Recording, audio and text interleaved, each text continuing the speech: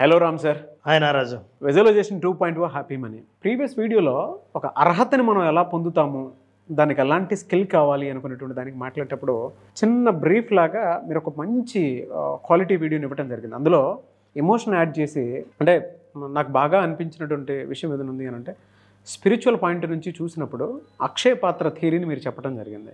దాని నుంచి మనం నేర్చుకోవాల్సినటువంటి పాఠాలు, విషయాలు చాలా ఉంటాయి. అండ్ దాంతోపాటు మీరు స్టార్టింగ్లోనే ఒక మాట అన్నారు, మీ పాత్ర ఎంత ఉందో మీరు తెలుసుకోవాలి అనుకుంటే ఇంట్లో మీ పిల్లలకి తెలియకుండానే క్యాజువల్గా జస్ట్ పాలు పట్టుకొని రా అని అంటే వాళ్ళు తీసుకునేటువంటి పాత్రను బట్టి మీ మైండ్ సెట్ పిల్లల్లో కానీ మీలో కానీ ఎంతవరకు ఉందో మీకు ఐడియా వచ్చేస్తుందని చెప్పేసి అన్నారు. రియలీ ఫెంటాస్టిక్ ఎగ్జాంపుల్ అయినా. అందులోనే కంటిన్యూటీ ఇది పార్ట్ 2 వీడియో. ఆ అర్హతని మనం ఏ విధంగా సంపాదించుకోవాలంటారు, అంటే ఎలాంటి స్కిల్ని డెవలప్ చేసుకుంటే వస్తుంది అంటారు అసలు? సో నారాజు, ఆ ఎపిసోడ్ నుంచి ఎవరైతే తమ పాత్ర ఎంత ఉంది అని తెలుసుకున్నారో, మరి పాత్ర స్థాయిని ఎట్లా పెంచుకోవాలి అని.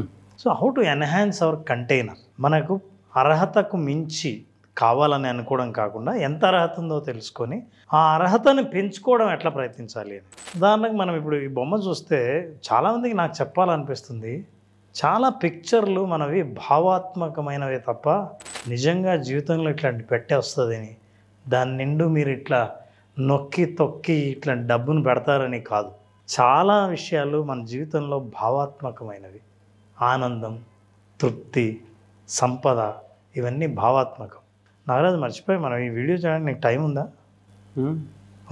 టైం ఉంది. ఉంది అనుకోవడం ఉందే, అది భావాత్మకం. అంటే టైం నీకు కనిపించదు, నీ చేతిలో లేదు. అట్లాగే నాకు ఏదైనా ఉంది అని అనుకోవడం ఆ భావాత్మకం నుంచే, భావాల నుంచే, ఆ ఎమోషన్ నుంచే మనం అనుభవం లేక తీసుకొస్తాం మనకి ఏం కావాలో అది. సో ఇప్పుడు కంటైనర్ అన్నది ఒక ప్రతీక. మనస్సులో మనకు ఎంత కెపాసిటీ ఉంది, అసలు నాకు ఉందా ఇంత. నేను ఒకసారి చెప్పాను, మీరు ఎవరికైనా అడుక్కునేవాడికి రోడ్డు మీద 500 నోటు ఇవ్వండి, వెంటనే అతని రెస్పాన్స్ ఏంటి? సార్ చిల్లర లేదు సార్ అంటాడు. 500 నాకు వచ్చిందని అనుకుంటాడా? తన పాత్ర చాలా చిన్నది. మీరు 500 ఇస్తే నా పాత్ర చిన్నది, ఇంతే, మిగతా చిల్లర వెనక్కి ఇచ్చేయాలని అనుకుంటాడు. ఆలోచన నాకు వచ్చిందని అనుకోడు. అలాంటి పాత్ర చిన్నగా ఉన్నవాళ్ళు అబండెన్స్ కావాలనుకుంటే, సంపద కావాలని అనుకుంటే తన పాత్రను ఎలా పెంచుకోవాలి, అసలు పాత్ర పెరక్కపోవడానికి కారణాలు ఏంటి అనేది మనం తెలుసుకుందాం. అబండెన్స్ అంటే అర్థం ఏంటంటే నారాజు, ఎక్కడ చూసినా డబ్బులు ఉండడం, ఎక్కడ చూసినా నీ పేరుతో ల్యాండ్స్ ఉండడం, ఏ వీధికి పోయినా నీది ఒక బిల్డింగ్ ఉండడం కాదు అబండెన్స్. నాకేం తక్కువ లేదనుకోవడం అబండెన్స్, నాకు ఎక్కువ ఉందడం అబండెన్స్ కాదు. ఇది చాలామందికి తెలియదు. అంటే నా కంటికి కనిపించే వస్తువులన్నీ ఉంటే సమృద్ధి నా దగ్గర ఉన్నట్టు అని అనుకుంటారు. కాదు, కంటికి కనిపించకపోయినా నాకు ఏదీ తక్కువ లేదనుకోవడమే సంపద. రిసీవింగ్ అనేది, యాక్సెప్టెన్సీ రిసీవింగ్ అనేది బాగుండాలి. మీరు అలా చెప్తుంటే ఈ ఫ్రూట్స్ అన్నీ ఏంటంటే ఇదంతా ఫీలింగ్, ఎమోషన్. చుట్టూ పచ్చగా ఉంది, నా జీవితం చాలా పచ్చగా ఉందంటే అర్థం ఏది, రంగు చూపించు అనే అనుభవం చూద్దాం. ఆ ఫీల్ ఉందే, అది ఇంపార్టెంట్. అదే కంటైనర్ అంటే. ఫర్ ఎగ్జాంపుల్, కొంతమందికి లెట్ అస్ అండర్స్టాండ్ రీజన్స్ ఎందుకు వాళ్ళ కంటైనర్ చాలా చిన్నగా ఉంటుంది, వాళ్ళు ఎందుకు రిసీవ్ చేసుకోలేరు. కోరిక ఉంటుంది కానీ అనుకున్నంత సమృద్ధి తత్వాన్ని జీవితంలోకి ఎందుకు ఆహ్వానించలేరు. నేను ఒక కథ చెప్తాను. ఫస్ట్ రీజన్ ఏంటంటే not knowing what you want and why you want. చాలామందికి వాళ్ళకి ఏం కావాలో, ఎందుకు కావాలో తెలియదు. ఒక వ్యక్తి ఎడారిలో ప్రయాణిస్తున్నాడు. గంటల తరబడి, రోజుల తరబడి ఒక వంటని తీసుకొని వెళ్తున్నాడు. మనిషే లేడు, అది ఎడారి, నిర్మానుష్యమైన ప్రాంతం. మనిషి ఒక తోడు కావాలి. ఏం చేయాలో తెలియదు. గంటలు, రోజులు గడిచాయి, కానీ రెండో మనిషి మాత్రం కనిపించట్లేదు, రెండో జీవి కనిపించలేదు. అట్లాగే వెళ్తున్నాడు, వారాలు గడిచాయి. చివరికి అతనికి ఒక మనిషి స్పర్శ కావాలి అని అనిపించింది. కుటుంబానికి అంతా దూరంగా ఉన్నానే అనిపించింది. ఆ ఒంటరిని గట్టిగా కౌలించుకొని తన బాధ చెబుదాం, ఒంటరివాణ్ణి అయిపోయాను, నువ్వే నాకు దిక్కు అని చెబుదామని అనుకొని దాన్ని లాగుతుంటే, ఒంటె బాగా హైట్ ఉండడం వల్ల అందట్లా, తాడుని బట్టి లాగుతున్నాడు, అందట్లా. ఇది ఎంతసేపు రావట్లేదు, ఇది ఎవరో ఒకరు సహాయం చేయాలా, లేకపోతే రాదు అని ఇట్లా లాగుతున్నాడు. ఈ లోపల ఆయనకి చూస్తుంటే సడన్గా వాళ్ళ ఫ్యామిలీ వైఫ్ కనిపించింది. వైఫ్ కనపడితే ముఖం కళ్ళల్లో ఆనందం కలిగింది. వైఫ్ కనిపించింది కానీ దగ్గరికి పరిగెత్తుకుంటూ వెళ్ళాడు. నువ్వు కనిపించావు, నీకోసం ఎదురు చూస్తున్నా, నాకు చిన్న సహాయం చేయి. ఏంటి అని. సహాయం ఏంటంటే, ఈ వంట తాడు కొంచెం పట్టుకో, దాన్ని కౌగిలించుకుని నా బాధ చెప్పాలి. అంటే మనిషికి ఏం కావాలో నీకు తెలియదు అసలు. నీకు ఏది లేదనుకుంటున్నావో ఆ ఎదురుగా కనిపిస్తే దాని వెంట పడకుండా దేని ద్వారా ఏది వస్తుందో మళ్ళీ దాని ద్వారానే నువ్వు వెనక్కి వెళ్తున్నావు. వంట నువ్వు ఎవరు లేనప్పుడు నీ కథను వంటకు చెప్పాలనుకున్నావు, నీ భార్య కనిపించినప్పుడు ఇంకా వంట ఎందుకు? చాలామందికి they don't know what they want, why they want. ఏదైనా పొందాలి అంటే దానికి అర్హత కావాలి అంటే రిసీవింగ్ అనేది చాలా ఇంపార్టెంట్ అని అర్థమైంది. అది నువ్వు తీసుకునే టైంలో నీ పక్కన వచ్చినప్పుడు దాన్ని గుర్తించడం అనేది కూడా చాలా ఇంపార్టెంట్. ఆ గుర్తించేది ఎప్పుడంటే నాకు ఏది మిస్ అయిందో తెలిస్తే నేను గుర్తించవచ్చు. నాకు నిజంగా ఏది కావాలో చెప్తే అది గుర్తించవచ్చు. నాకే తెలియనప్పుడు నాకు కావాల్సింది వచ్చినా నేను గుర్తించలేను. This is exactly what happened. చాలామందిలో ఇది జరుగుతుంది. అదొకటి, రీజన్స్ ఆర్ వెరీ వీక్. కానీ వైఫ్ అండ్ హస్బెండ్కి అది బాగా కనెక్ట్ అవుతుంది సార్. జనరల్గా చాలా స్టోరీస్లో మనం చూస్తూ ఉంటాము. హస్బెండ్ జనరల్గా ఎక్స్పెక్ట్ చేసేది ఒకటి ఉంటుంది, ఏదైనా సరే మనం తీరా కంటి ముందు వచ్చి కూర్చొని మాట్లాడేటప్పటికి వాళ్ళకి రెస్పెక్ట్ ఇవ్వరు, కానీ వేరే వాళ్ళకి మాత్రం రెస్పెక్ట్ ఇచ్చి మరీ చెప్తుంటారు. వాళ్ళకి విపరీతమైన కోపం వస్తూ ఉంటుంది.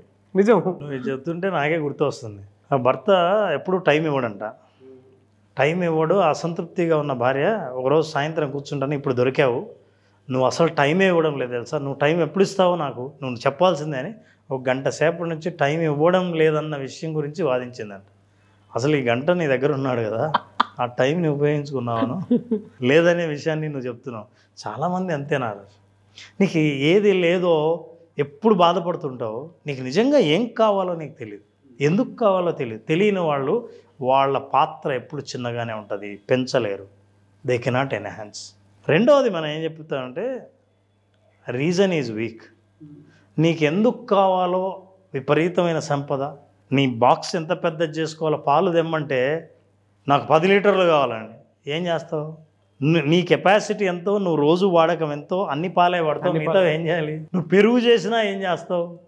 అంటే నేను నిజంగా నాకు వాడకానికి సరైన అవసరం నాకు లేనప్పుడు, నా కారణం బలహీనంగా ఉన్నప్పుడు నీ పాత్ర పెద్దది అవ్వదు. నిజంగా ప్రతిరోజు అవసరం నాకు ఇంత ఉంది అని అంటే వెంటనే నువ్వు వెళ్ళి అంత సైజు పాత్ర కొంటావు. కమిట్మెంట్. ఆ కమిట్మెంట్ ఎప్పుడు వస్తుందంటే నీ అవసరం బలంగా ఉన్నప్పుడు. అవసరాలు బలహీనంగా ఉండి లక్ష్యం బలహీనంగా ఉన్న వాళ్ళ పాత్ర, అంటే సమృద్ధి సాధించాల్సిన పాత్ర, కంటైనర్ చాలా చిన్నగా ఉంటుంది. అదే క్రాక్డ్ కంటైనర్ అవుతుంది. అండ్ థర్డ్ రీజన్, ఇది యాక్చువల్గా అందరూ అర్థం చేసుకోవాలి. ఇందులో టెక్నిక్ కాదు, 10 కోట్లు 100 కోట్లు నేను సంపాదించాలన్న కోరిక కాదు ఇందులో ఉండేది. Lack of knowledge in multiple source of income. నీ సంపద పెరగాలంటే, నీ బీరువా పెరగాలంటే, నీ బ్యాంక్ అకౌంట్లు పెరగాలంటే నీకు ఒకటే సోర్స్ ఆఫ్ ఇన్కమ్ ఉంటే ఎట్లా? ఈ కాలంలో, ఈ టెక్నాలజీ కాలంలో మల్టిపుల్ సోర్సెస్ ఆఫ్ ఇన్కమ్ చాలా ఉన్నాయి. నువ్వు ఏ సోర్స్ మీద ఆధారపడి ఉన్నావు? ఎన్ని సోర్సెస్ ఉన్నాయి? నీకు 4 బ్యాంక్ అకౌంట్లు కావాలి, నీకు శాలరీ ఒకటే వస్తుంది. 4 బ్యాంక్ అకౌంట్లో శాలరీ ఎట్లా పడుతుంది నారాజు? నీ సంపద పెరగాలంటే అకౌంట్లు ఎక్కువ ఉండాలి. అకౌంట్లు ఎక్కువ ఉండాలంటే మరి ఆదాయం 4 రకాల నుంచి ఉండాలిగా. స్కిల్ కూడా దానికి తగ్గట్టే, స్కిల్ కూడా నువ్వు పెంచుకోవాలి. సో నేనే ఉంటున్నా, మల్టిపుల్ ఏవైతే మార్గాలు ఉన్నాయో చాలా మార్గాలు ఉంటాయి ఎక్కువ ఇన్కమ్ సాధించడానికి. ఒకే మార్గం కాకుండా 4-5 మార్గాల నుంచి సంపాదించేవి మీరు వెతికి పట్టకపోతే మీ పాత్ర చిన్నగానే ఉంటుంది, పెద్దది అవ్వదు. ఇంట్లో మనుషులు పెరగకపోతే మీరు అన్నం చేసే పాత్ర చిన్నదే ఉంటుంది. ఎక్కువ మంది ఉంటే ఇది సరిపోవట్లేదంటారు. మీ ఇంట్లో బైక్లోనే 4 రోజు పోవాల్సి వస్తే, సినిమాకో, షికారుకో, షాపింగ్కో ఇది సరిపోవట్లేదని అప్పుడు కారు కొందామని అనిపిస్తుంది. అవసరం బలంగా ఉంటే, మల్టిపుల్ రీజన్స్ ఉంటే నీకు పాత్ర పెద్ద చేద్దామని అనిపిస్తుంది. అది లేకపోవడం ప్రధాన కారణం. మరి ఎలా పెంచుకోవాలి? ఇది నీ ప్రశ్న.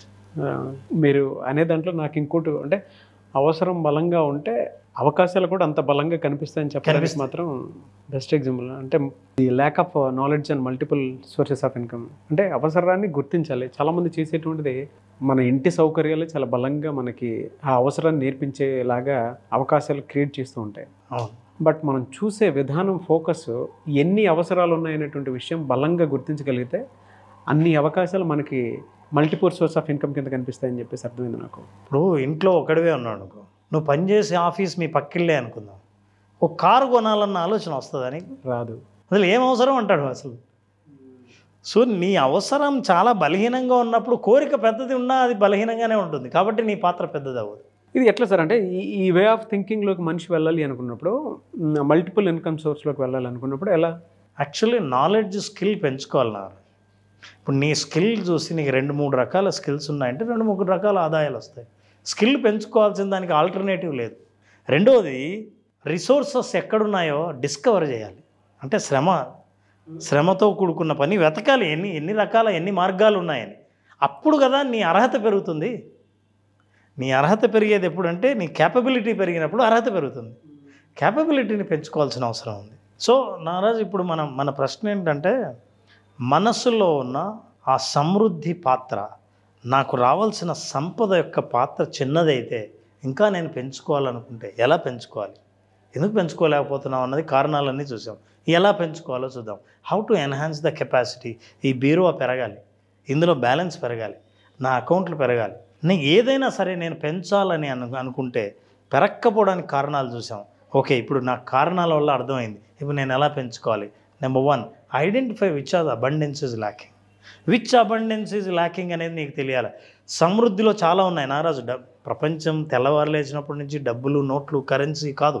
నీకు ఆరోగ్యం, సంబంధాలు, కెరీర్, డబ్బు, అవసరాలు, మనుషులు, చుట్టుపక్కల మనుషులు, ఇవన్నీ చాలా ప్రధానమైన. వీటిలో ఏ అబండెన్స్ లేదని నువ్వు ఎక్కువ డబ్బులు కోరుకుంటున్నావు, ఏది తక్కువైందని ఆ విషయాన్ని నువ్వు గుర్తించకుండా ప్రతి సమస్యను నేను డబ్బుతోనే సాల్వ్ చేయగలనని అనుకుంటే నీ పాత్ర ఇంకా చిన్నగానే ఉంటుంది.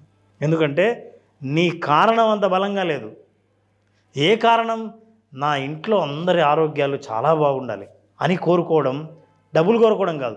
నాకు ఎక్కువ బ్యాలెన్స్, నీకు క్యాన్సర్ ఉంది ఇంట్లో, నువ్వు ఎంత బ్యాలెన్స్ కోరుకుంటావు? పాత్ర ఎంత పెద్దది కావాలి నీకు? ఈ అబండెన్స్ను, ల్యాక్ ఆఫ్ అబండెన్స్ను దీన్ని పూరించేది ఏ డబ్బు, ఏ బ్యాలెన్స్? కాబట్టి నీకు కావలసినది ఏదో ఐడెంటిఫై చేయాలి. First identify what you want, what is lacking. Identify చేసిన తర్వాత నాకు మొత్తం అన్నిటికీ ఒకటే కాకుండా ఆ ఏరియా మీద ఫోకస్ చేయడం నేర్చుకుందాం. సో నాకు ఏది లోపించిందో అది గుర్తుపట్టడం. రెండోది మోస్ట్ ఇంపార్టెంట్, ఇది చాలాసార్లు మనం పట్టించుకోలేదు, చాలా ఇగ్నోర్ చేసిన ఏరియా ఏంటంటే ఎన్హాన్స్ యువర్ జనరాసిటీ. జీవితంలో నీ ఔదార్యాన్ని పెంచుకోనారా. ఔదార్యం అంటే మనకు ఉన్నది రావాలంటే ముందు ఇవ్వాలన్న విషయం ఎవరికి తెలియదు. ఒకటి ఏదైనా మన దగ్గర నుంచి వెళ్తేనే అది ప్రవాహంలాగా మనకు వస్తుందన్న విషయం తెలియదు. జనరాసిటీ ఏంటంటే నాకున్న దాంట్లో కొంత ఇవ్వాలన్న ఔదార్యం ఎప్పుడు పెరుగుతుందో ఆ ఏరియాలో, ఫర్ ఎగ్జాంపుల్ హెల్త్ కావాలి, రిలేషన్షిప్ కావాలి, డబ్బు కావాలి, ఏదైతే సమృద్ధి లోపించిందని నువ్వు అనుకుంటున్నావో ఆ ఏరియాలో ఇంకొకరికి నువ్వు సహాయం చేస్తే అది నీకు మేలు చేస్తుంది. జనరాసిటీ, నీ దగ్గర డబ్బులు లేవు అంటే ఇస్తే పోతుంది కదా అని అనుకోవడం వల్లే చాలామంది ఇవ్వకపోవడం వల్లే వాళ్ళ పాత్ర చాలా చిన్నగా ఉంది. నా పాత్ర పెరిగేది ఎట్లా అంటే, ఎట్లాగైనా సరే నా పాత్ర పెరుగుతుంది, నా అవసరాలు ఉన్నాయి, నాలాగే ఇంకొకరికి అవసరాలు ఉంటాయి కదా, వాడికి తీర్చగలిగినంత నేను తీరిస్తే నా అవసరాలు తీరుతాయన్న బలమైన నమ్మకం ఏదైతే ఉంటుందో అది జనరాసిటీని పెంచుతుంది, ఔదార్యాన్ని పెంచుతుంది, ఎవరికైనా అవసరాలని గుర్తించేలా చేస్తుంది. నువ్వు ఇంకోరి అవసరాలను గుర్తించినప్పుడు నేచర్ నీ అవసరం గుర్తిస్తుంది. That is when you will get what you want. అందుకే అంటారు the smallest act of kindness, దయ అన్న ఒక చిన్న మార్గమే, చిన్న పనే is worth more than the greatest and grandest intention. ఒక గొప్ప ఉద్దేశం కంటే ఒక చిన్న సహాయం, దయతో కూడిన ఒక సహాయం చాలా గొప్పది. అది మీ అబండెన్స్ అనే పాత్రను పెంచుతుంది. రియలీ ఫ్యాంటాస్టిక్ అండి. నాకు తర్వాత వీడియోలో డిస్కస్ చేద్దామని ఉంది. అంటే నా పాత్రను ఇంట్లో ఏ మేరకు చూడాలి, ఎలా గుర్తించాలి అనేటువంటి దానికి మాత్రం నాకు ఇంకో కోణంలో ఈ వీడియోలో అర్థమైనటువంటి విషయాలు చాలా ఉన్నాయి. అందరూ అనుకుంటూ ఉంటారు ఎలా గుర్తించాలి మనలో ఉండేటువంటి స్కిల్ని అని. అంటే ప్రస్తుతానికి మన ఇంట్లో ఉండేటువంటి అవసరాలు ఏవైతే ఉంటాయో వాటిని రాసుకొని గుర్తిస్తే వాటిని సంపాదించడం కోసం మనం ఏం నేర్చుకుంటే బాగుంటుందో అనుకునేటువంటి ఆలోచన అయితే ఫస్ట్ మనకు వచ్చేస్తుంది.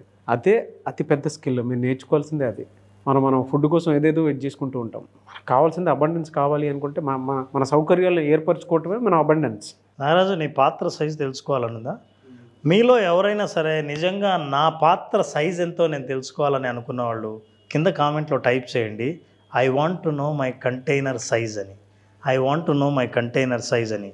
నెక్స్ట్ ఎపిసోడ్లో ఒక పవర్ఫుల్ టూల్ని నేను ప్రజెంట్ చేస్తాను. ఈ టూల్ ద్వారా నిజంగా నా పాత్ర సైజు ఉన్నది సరిపోతుందా, పెంచుకోవాల్సిన అవసరం ఉందా, ఇంకా ఎక్కువ ఉంటే దాన్ని తగ్గించుకోవాల్సిన అవసరం ఉందా, దీనికి నా సంతోషానికి ఉన్న కనెక్షన్ ఏంటి అని తెలుసుకోవాలనుకుంటే మీరు కింద కామెంట్లో టైప్ చేయండి.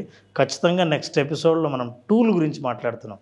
ఏ టూల్ దేని ద్వారా అయితే మన పాత్ర సైజుని మనం చూడగలమో, అర్థం చేసుకోగలమో అది తెలుసుకోవాలనుకుంటే నెక్స్ట్ ఎపిసోడ్ దాకా వెయిట్ చేయండి. డెఫినెట్గా అండి. So part 3. Anyways very good topic sir. Thank you అండి. Thank you so much Ram గారు. Thank you so much. మీ కంటైనర్ సైజ్ పెంచాలంటే గ్రాటిట్యూడ్ ద్వారా, మనం చెప్పే విజువలైజేషన్ టెక్నిక్ ద్వారా మన కంటైనర్ని పెంచవచ్చు. అది అర్థం చేసుకోవాలంటే 9వ తేదీ ఆగస్టున జరిగే అద్భుతమైన హ్యాపీ మనీ అనే 5 రోజుల ప్రోగ్రాం అటెండ్ అయినప్పుడు అసలు ఎవరి కంటైనర్ సైజ్ ఎంత ఉందో వాళ్ళకి స్పష్టంగా అర్థమవుతుంది. ఆ కంటైనర్ పెరుగుతున్న ఫీలింగు, ఆ ఎమోషన్ను అనుభవంలోకి తీసుకొస్తారు. అది అర్థం చేసుకోవాలంటే హ్యాపీ మనీ ఒకటే మార్గం.